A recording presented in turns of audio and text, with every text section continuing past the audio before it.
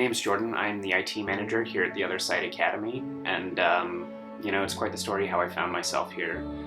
The beginning of my life was pretty normal. I grew up in a small town up north called Perry, and life was good. Had mom and dad there, had my older brother who I absolutely idolized. Played soccer, did scouts, all that fun stuff. And throughout my entire life, I just kind of followed what my brother did. And eventually he ended up going on a 2-year LDS mission, and I didn't know what to do with myself. And, I started looking around for some sort of fulfillment because I wasn't getting it from that older brother anymore.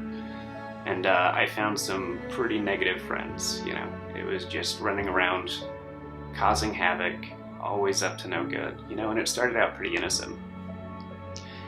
It wasn't long before I'd been introduced to drugs, and it was rapid fire. The first thing was ecstasy and alcohol. 2 weeks later, it was cocaine. A month after that, it was heroin. And, at this point in time, I was just pretty much a street kid. I was bouncing around between my friends' couches. We were always finding a way to stay high or just stay up to mischief. And so we figured that selling drugs was a great idea. We could support our habit, we could keep living on couches, live on the cheap. And it's like I froze myself at that moment. I was 17 at the time when we had this brilliant idea. And my maturity stopped really at that point. And I spent the next few years doing that until eventually the law caught up to me. I got charges for the first time, and I was doing everything I could to shirk accountability in these moments. I really didn't understand the gravity of what I was doing. That really didn't come until later. But they finally nailed me down, and they're like, okay, you're doing probation. No matter what, you've got 4 sets of felonies now. If you don't complete probation, you're going to prison.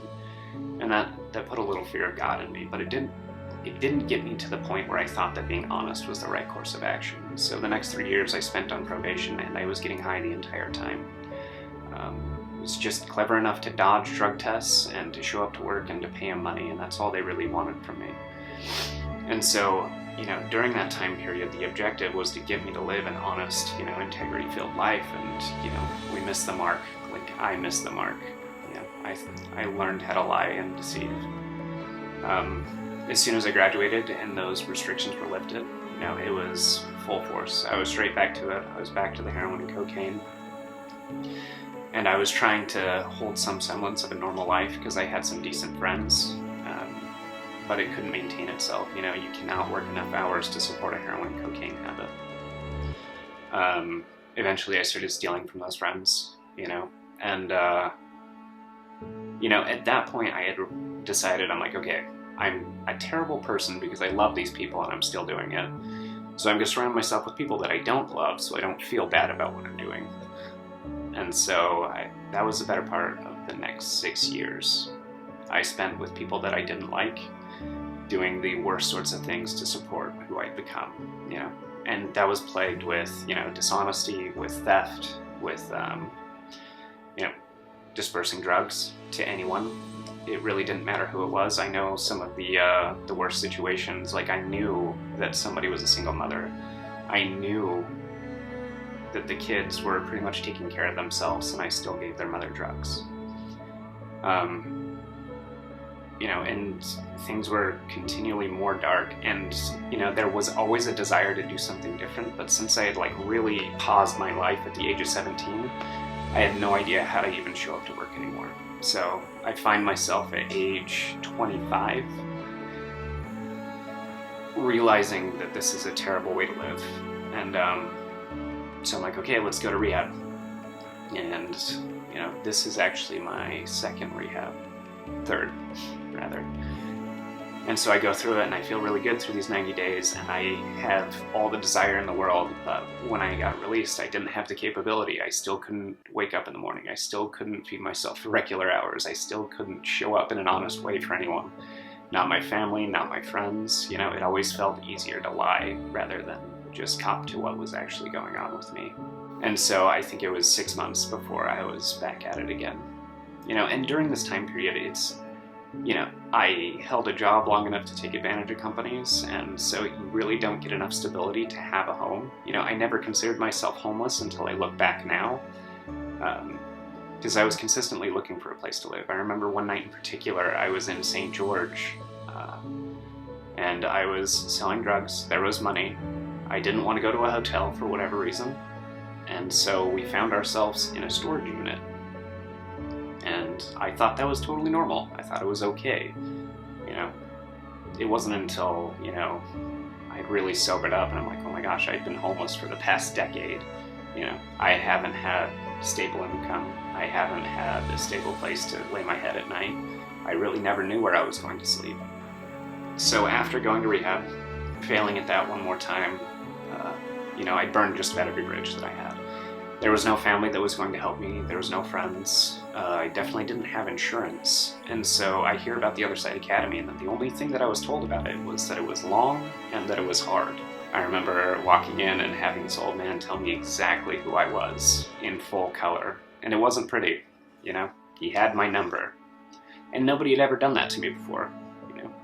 Everybody else I'd kind of preyed on their desire to believe the best in people, and I had a lot of potential, and I used people that way. So, at the end of these 18 months, I realized that I hadn't done anything that I really hated. You know, I started to like the guy that I was. And so I'm like, okay, well, we should probably make sure this sticks. So I'm like, okay, sign me up for another year. Let's do this. And you know, I've stayed really busy during my entire time at the academy. I took on every responsibility I could because it was easier to deal with myself busy than it was not busy. And so they gave me some like real responsibility. They're like, okay, here's our IT department. You know, do what you can with it. If you need anything, just let us know. And they kind of handed the keys to me.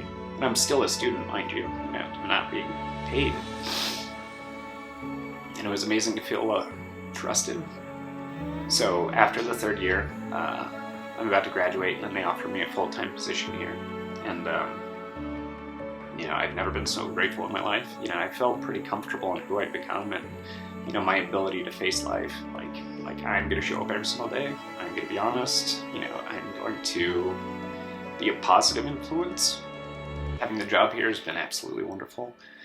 You know, I look at my life now and I see so much that I didn't have before, you know. I have a relationship with my family. I've got decent friendships again. You know, I've got some sort of idea of where I want my life to go, and it's not like it's this unobtainable dream. You know, I'm doing things today that I know will inevitably land me in that spot a few years from now. Being surrounded by the people that I'm surrounded with here is just an absolute blessing. And so when I heard about the shift to the Other Side Village, I was pretty excited. You know, I know that it's not going to be the solution to all homelessness. Like, that's pretty erroneous, but I know that there's a definite deficit in our system when it comes to our homeless population. And, you know, from what I've gained here, if we can inculcate some of the homeless with some of the ideas and principles that we have, I think that there's a pocket that we can really help. If this really catches on, maybe it's just going to open up doors to help those other pockets of homeless people, you know?